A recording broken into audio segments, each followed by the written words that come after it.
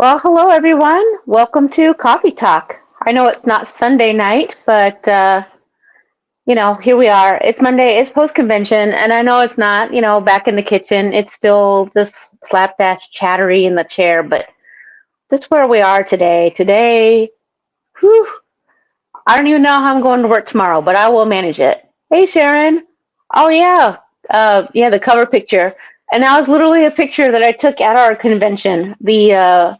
The boffer battles for Amp Guard.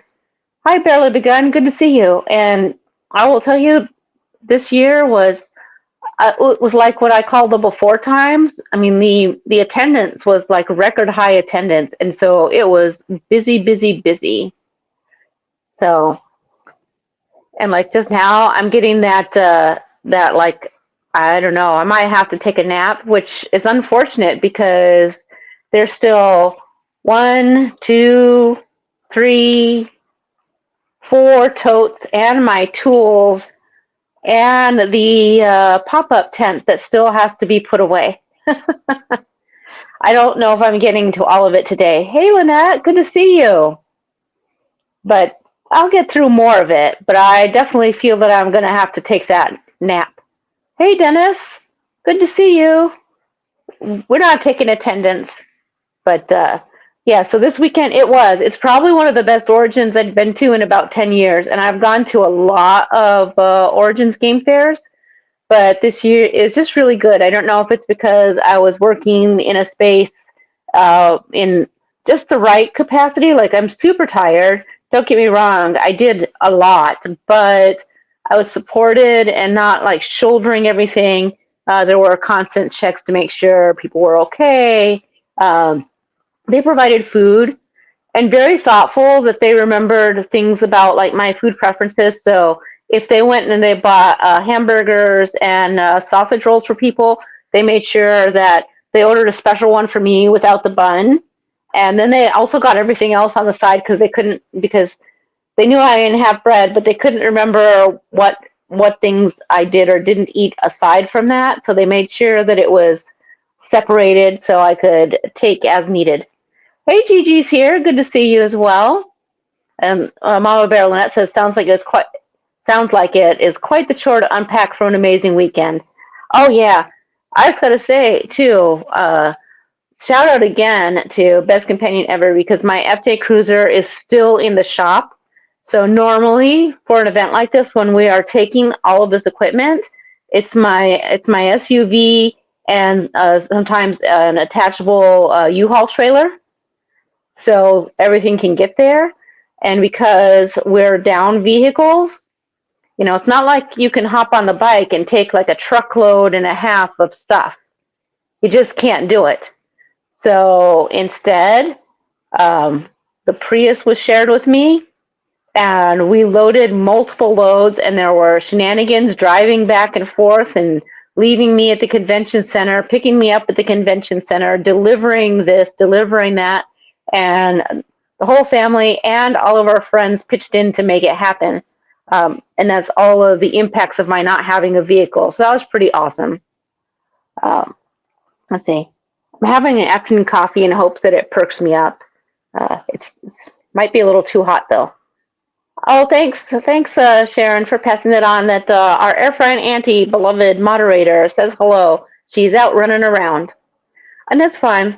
I knew that we might not have attendance here, so there could be some replays, or if nothing else, at least it's just real short, so we have a moment to connect, and I get to talk about our awesome convention. So for me, I super loved it because one of the things, normally at Amp Card event, you don't have a ton of kids out there on the battlefield. In fact, there are no kids out there under the age of, I can't even remember if it's 15 or 13, but there's no little small fries. You don't, because if you're not familiar with boffer sword fighting, even though it's easy peasy, I mean, it's just foam. Let's face it, some guy who's like, 280 pounds of muscle swinging a boffer sword and smacks you on the back, it's not nothing. And they get very exuberant out there on the battlefield. So kids are not usually at the regular events, and if they are, they're not out on the battlefield. They're doing other things, other activities. There's tons of stuff.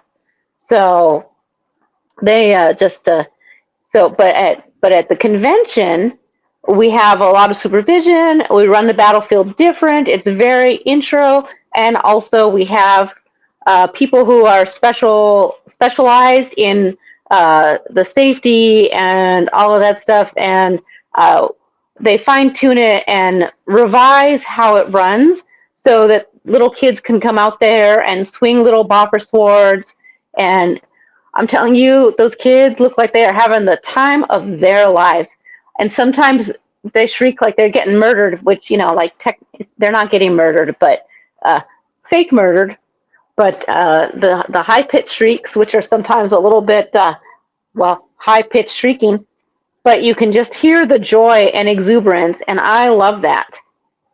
Now, I work, if you want to call it work, in the crafting area. We call it arts and sciences, and we have different educators, each with specialties. We try to design projects for everybody to work on. We have some very introductory projects, and then we have some very advanced projects. A lot of times our advanced projects have a small attendance because they're time intensive, and often you have to be skilled enough that you can take a partially finished project with you and finish it at home. But this year, people who not only did, all of the classes sold out to capacity, which was intense. But not only did they sell out, they didn't just take those projects home, because we open and say, like, you can come and finish your project, as long as there's some open space and the equipment is not actively in use for a class. We're glad to continue coaching, helping. Come on. I will tell you, some of those people dedicated a couple full days there to finishing their project. They were determined, and I will say it was amazing. Now, excuse me. If you are a coffee drinker and you are at the very, very end, let me tell you, that sip that you get, just like I did just now, oh gosh, it was just comforting throughout. Let's see, where was I? Oh yeah, so them little kiddos on there, back to the crafting. We use so many supplies that I actually don't even have a finished product to share with you. I was going to show you our leather D20 dice bag, which is super cool. And of course, I myself am, I love to do chainmail, but I've actually never bothered to make myself a chainmail dice bag because I have fancy leather dice trays, including some storage containers and stuff like that. So I just have never gone that route. I keep rethinking about it. And because I'm doing a lot of organizing and helping and setting up and stuff like that, I only teach a couple introductory classes, and I got a little bit for that. Mama Bear Lynette says that she agrees that the coffee is comforting and really perks her up when she gets a little drowsy in the afternoon. So I do an introductory classes, and last year, not this year, let me see, oops, this one came out of the cage. I did what's called a caged pendant. This is chainmail. So you have the open, let's see, there it is. It's hard to see from the coloring, but you see it's open in the front, the dice, but then here you can see it's encased by the chainmail. And so we taught people how to make those. And you see it's got a little clasp here on the top so that if you want to unclasp it, you can take the dice out and use it. I don't. I have so many dice, I have enough to do this. But yeah. Oh, and Barely Begun says at a recent event, a chainmail vendor made little 2x2 squares as fidget toys. That's very interesting. I'm going to have to think about that. I did not consider that as a fidget toy. How very interesting. So, now, this year, we had the advanced chainmail class, which was to make a chainmail dice bag. And again, just like with the D20 bags, people were totally dedicated. And a lot of them came back and said it was their favorite event of the convention. And they super complimented the educator we had teaching it. And he is a slice of awesome, so I agree with that. He's got a very nice calmness about him. So like even uh, for people who do crafting, chainmail is still very fiddly. And Sharon says she loves making chainmail and knitting with wire. Yeah, glutton for punishment you are. So, yeah, by the way, here's a green version of that cage, which you can see a little bit more about the openness. And there you go. So that was, like I said, that was last year's fun, simple, easy peasy, in and out project. So that was a good one. But what I did this year was we actually piloted this at MatsuриCon last year to see how it would go over. And I was like, I want something that people can do easy peasy, not a 2.5 hour, 3 hour, 4 hour intensive, but something that they can come, pick it up, pop it out in an hour, and have something cool and fun. And because wire work is one of my favorites, that's what I went to. This coloring on this one, plus I tangled up the stupid chain. I went with spiral wire. You can't see it real well on this one because the wire matches the die. So I'll pull another one so you can see it. But we did a spiral wire D20 cage. Here, this black and white one. And so this project, in general, even with zero experience, sorry to just shake it all over, people can finish it in about 40 minutes. And if they have experience at all, they can finish it in about 15. Most of them did not have experience. And honestly, the other thing about this project is because when you're doing it by hand and it's new, yeah, so you can see this one. When you're experiencing new, it makes people panic a little bit because, let me just be honest, it doesn't look good for quite some time. In fact, you think, okay, I paid money and this is trash and I am untalented. So despite the fact that I go through and reassure them and be like, I promise you, it's going to be awesome and amazing and you will love it. And they always give me that doubting look. And then it comes together and their minds are like, I did this. So yeah, so this one with the silver and the blue, you can see real good. And Brenda's joined us, just popping in. Ooh, team meeting at 1:30. Oh, meeting. I will say I was half tempted to log into work and attend a meeting, and I just felt like such poop and still have so much work to do. And since I had taken the day off, I just sent a little IM to my boss, and I was like, I'm just confirming with you that I am 100% off. I still having to unload stuff from a vehicle. I'm still there's no way. It's just no way. And he was like, it's cool. We got it all covered. And he's like, but don't forget that I'm gone tomorrow. So no extra because you're in charge. And I was like, okay, so we'll do that. But I'm good with that. I'm going to just go to bed super early tonight and continue my recovery and feel better in the morning. So yeah, those were my two little simple projects, and I just love them so much. It's a great project. Most of them asked if I did other projects that they could come, and I'll just say the flattery. Can I come to your studio and get more lessons? My studio. Yeah, you mean the mess in my house where I keep all the craft stuff? Yeah, no, but I did let them know that we like to rotate the projects. There's only a couple that we do every year consistently, and that is making a leather badge holder. And that's because, well, you come to a convention, and no, people aren't going to make new badge holders year to year, but we're not looking. Those are things where people come and, we have new people every year because it's a super cool project, Mama Bear Lynette agrees. It's an ego stroke. That must have been when they asked to have more private lessons. Yes, it was. I was thrilled beyond belief. I felt very flattered by that. So But and they were very surprised to hear that I was just someone who likes to do it for funsies. Maybe sometime every so often I reopen my Etsy shop and sell some pieces because I've made a bunch.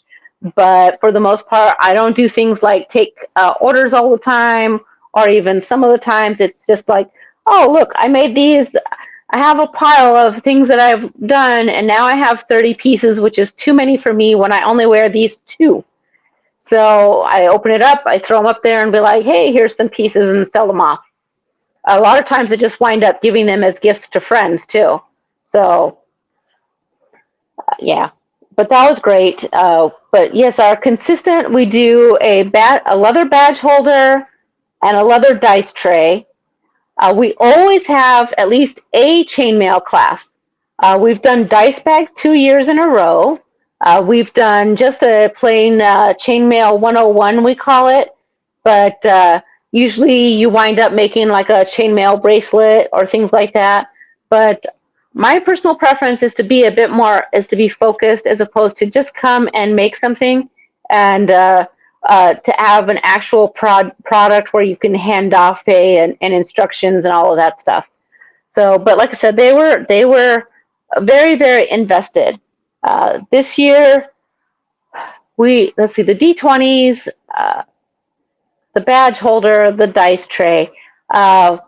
We also have another person in our group that does crochet, and she designed a crochet dice bag that is super cool because it's a dice bag, but then you can loosen up the top and it actually rolls out and then becomes a rolling dice tray.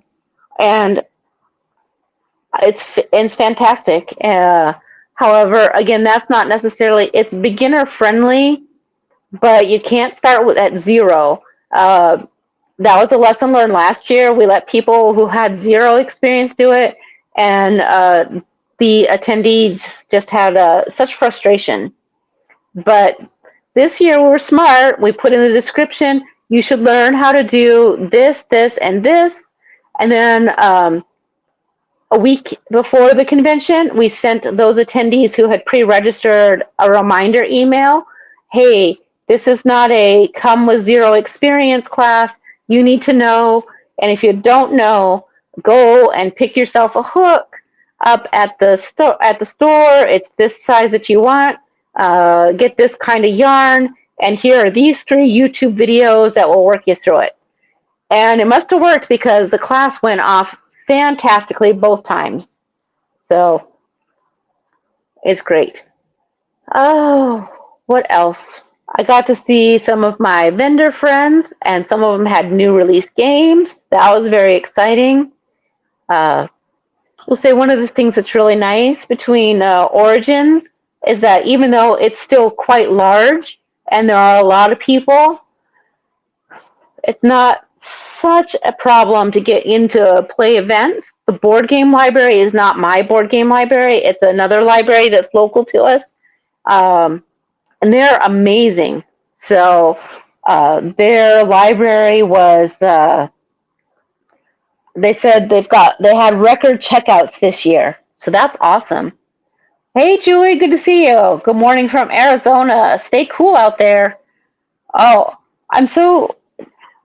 now I'm wishing that I had waited to unload the last couple of totes from the Prius because the sun just had a little bit of cloud cover. I, of course, said it's not as hot as it could be yet today, and so made sure I unloaded the car first and foremost.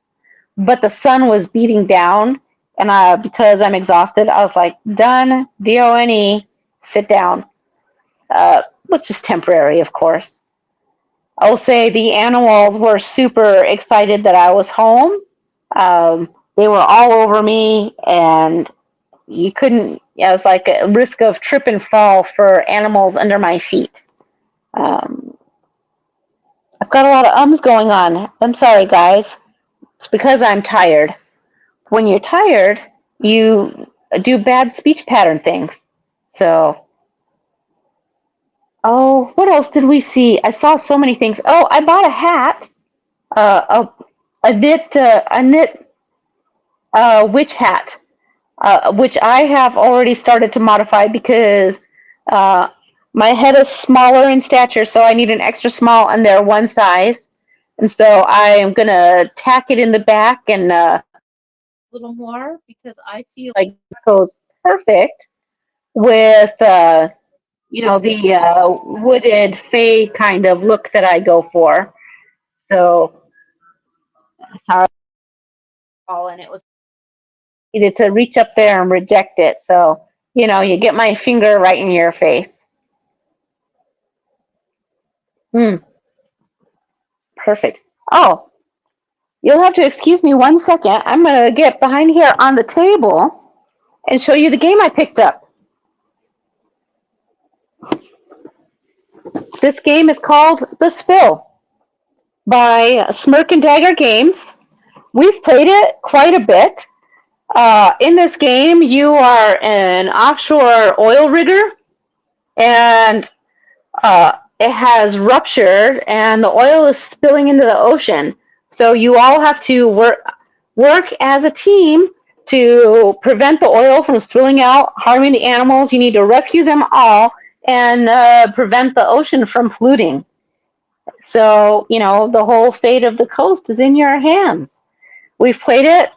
Let me see if I can get that without some glare. Yeah, so you can see here the rig and the board game.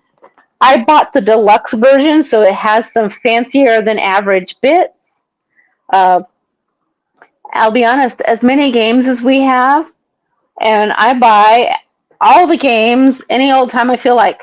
But for some reason, I resisted buying this one because we go to a lot of conventions that have the play to win program, and this game is always in there because Smirk and Dagger really loves to support play to win.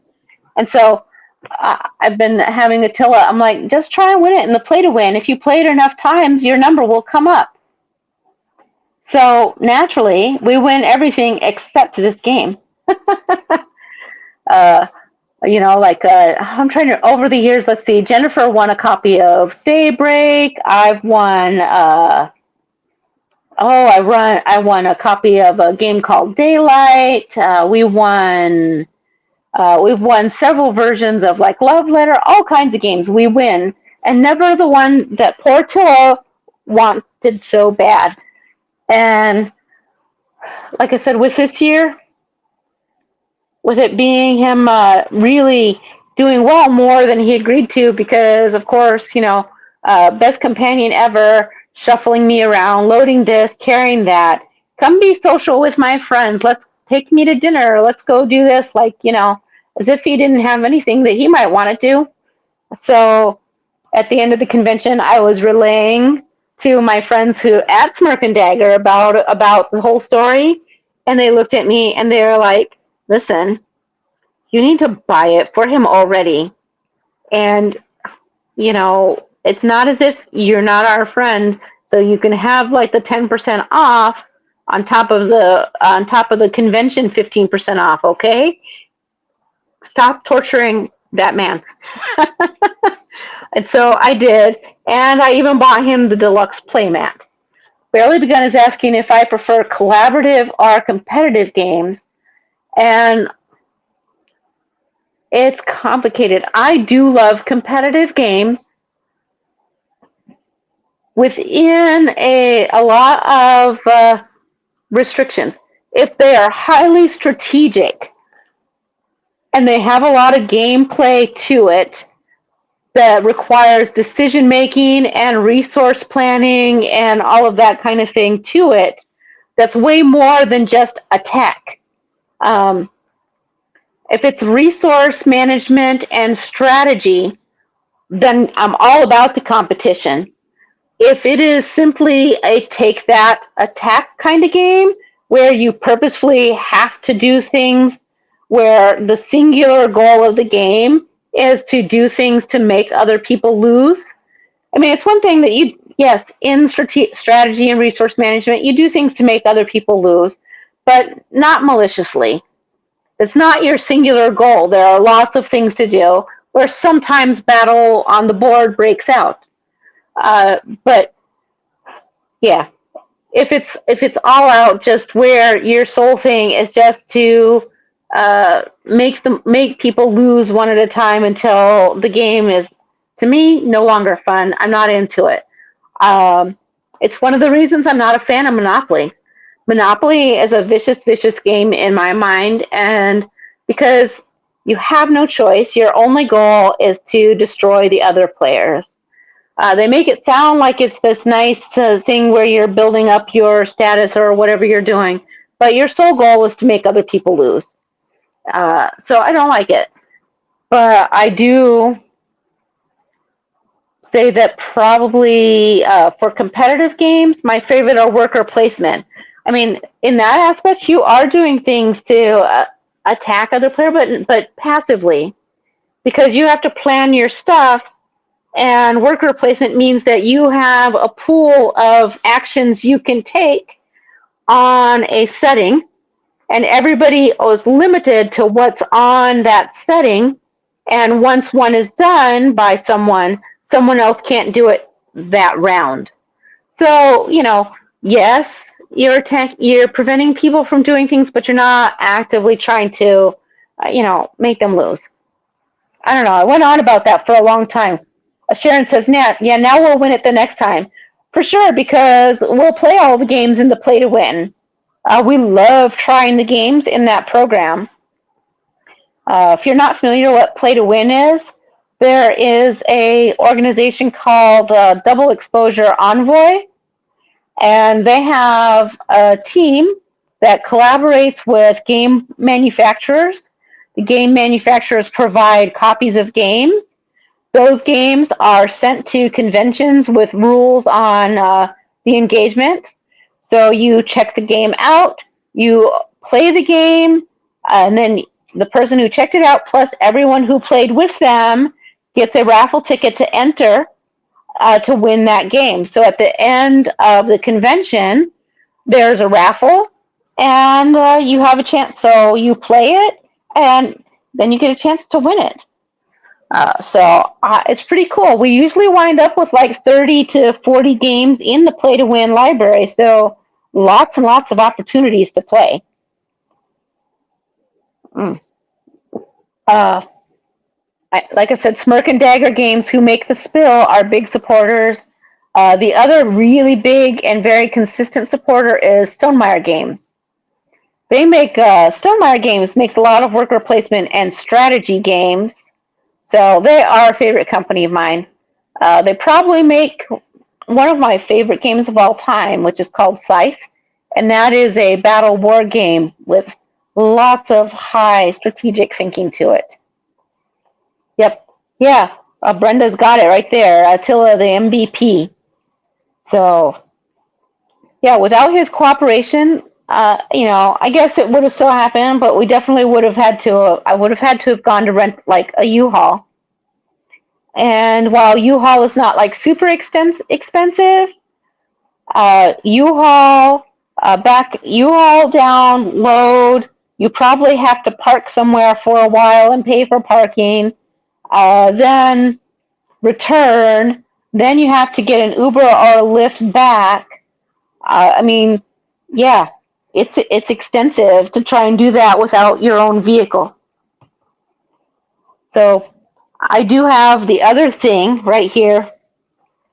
See, Carrie's not here. Hopefully he's up to something fun.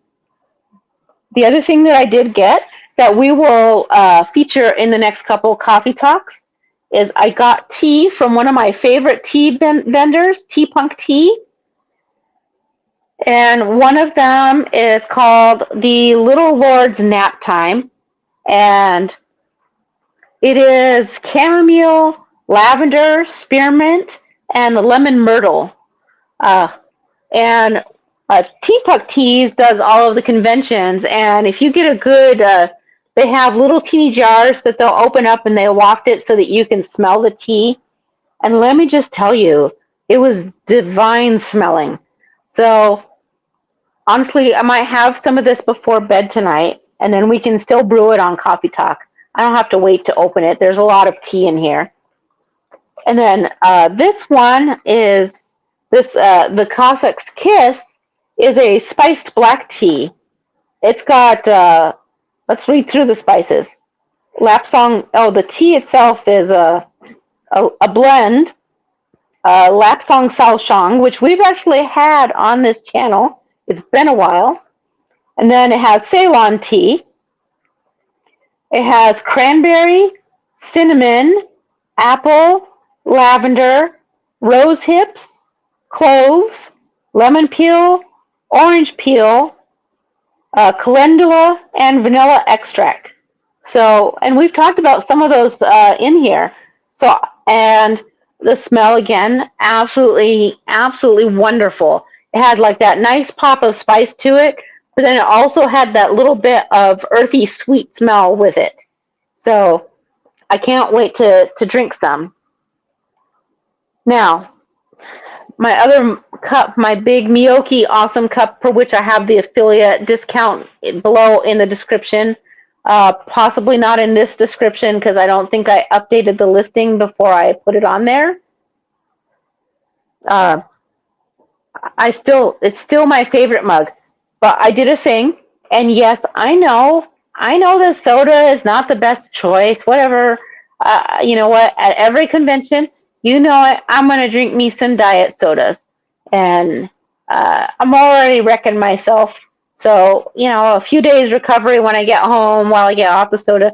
But I splurged. I splurged and got myself a Maitreya gift.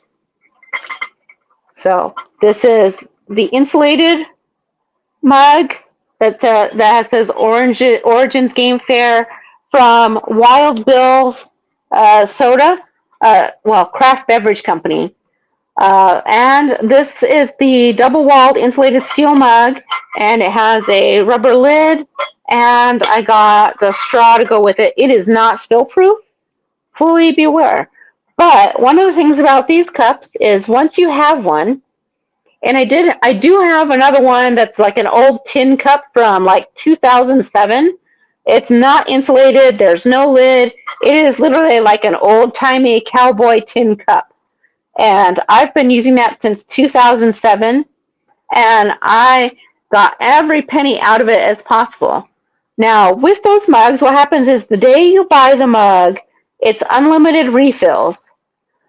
After that, when you go from event to event, anywhere there is a Wild Bill's root beer stand, you take your mug, and you pay a fee for the full day of unlimited refills. So it's a one and done. I could continue using that old tin cup forever.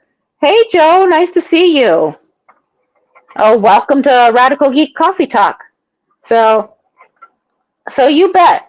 Listen, if I'm going to pay, I'm telling you, the nicety, my Miyoki cup that is spill proof and holds 40 ounces and is a thing of glory. So. Oh, and Joe says he got one of the soda mugs so long ago. It was like 1992. You bet. And it had a little wagon on it, and it was the root beer. He totally had one of those. Yes.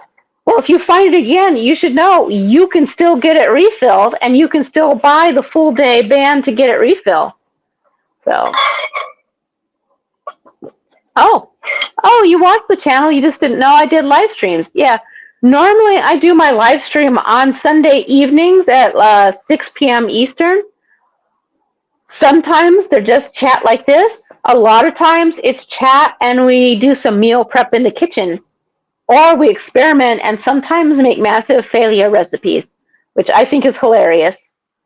But yeah, so today I've just got my gamer subs in here. But you know that I've had so much diet root beer. Way more than any person probably should. In fact, you shouldn't have diet root beer, but I did, and I loved every minute of it. Oh, and Joe says he got his mug at like a Six Flags that wasn't even called Six Flags yet because they hadn't bought them. Oh, I remember those days. So, when I was young, I lived in California for a while. And I actually, while I was late in my high school years, I took my summer job at Knott's Berry Farm, being a Care Bear. So let me just tell you, Fortunately, I was young and sturdy, and back in that time frame in the early 90s, late 80s, early 90s, uh, $17 an hour was a fortune for someone, 17 years old. It was the best pay that you could possibly get. But let me tell you, that job sucked. I'll tell you, wearing those fursuits out in 100 freaking degrees in California, let me tell you, I would probably die now. But yeah. Oh yeah, and Joe says that most of the developed world considers root beer to be a carcinogen, so we're lucky to even be able to drink it here. He guesses. Yeah, uh, yeah, that is true. I will say, by and large, there doesn't really seem to be. I mean, it's just that it's got a lot of rough ingredients. So, and Barely Begun is asking if there are pictures of the Care Bear days. There probably are. Oh my gosh, I would have to unearth them. Good luck. Oh, and Joe G says he went to Knott's Berry Farm in 1990 and 1988. He loves boysenberry. Ah, did you ride the corkscrew? For those of you who don't know, Knott's Berry Farm's famous big roller coaster was the corkscrew, and it just did this. Yeah, it was a spiral. Guys, my window shade is open. I'm hot. No, don't. Mama Bear is asking if they can refer to me as a Care Bear, and can I just tell you, I'm too surly for even be Grumpy Bear. So, but yeah, it was a great convention, and I'm now. I know I need a few days to recover, but I cannot wait until Gen Con. It is going to be off the hook exciting. I get to shill for a little bit in the vendors hall for STL Ocarina. I get to my Amp Garter crew friends, which are quickly becoming very family-like, are going to be there. And so I said I'd be there to hinder, help. But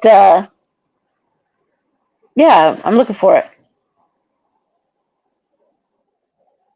Oh, Mama Bear Lynette says, if it's possible for me to wait to unload my car, my body will thank me. I look really wiped out. Yep. Yeah. Oh, yeah. My car is actually unloaded. What I have now is the daunting view of crap everywhere. So I will sit here and relax with my coffee, have a little more of my water with some keto chow drops in it. Electrolyte drops.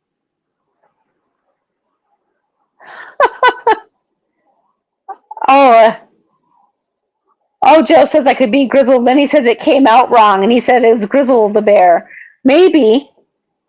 That reminds me. I will tell you, just to play on words. My boss asked me how I was doing, late last week, and I told him, well, gruntled and hinged for now. And it took him a minute where he just had it. It was like, oh, that's good. And then he paused and he said, what? Because most people talk about being disgruntled or feeling unhinged. And I just used different grammatical ways. Hey, cat, don't be tearing up my furniture. So, yeah, Ichika likes to claw everything, despite the fact that they're scratching tree and shelves for the cat right there.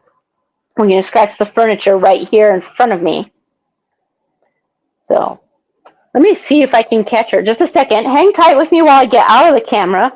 She's going to squawk maybe.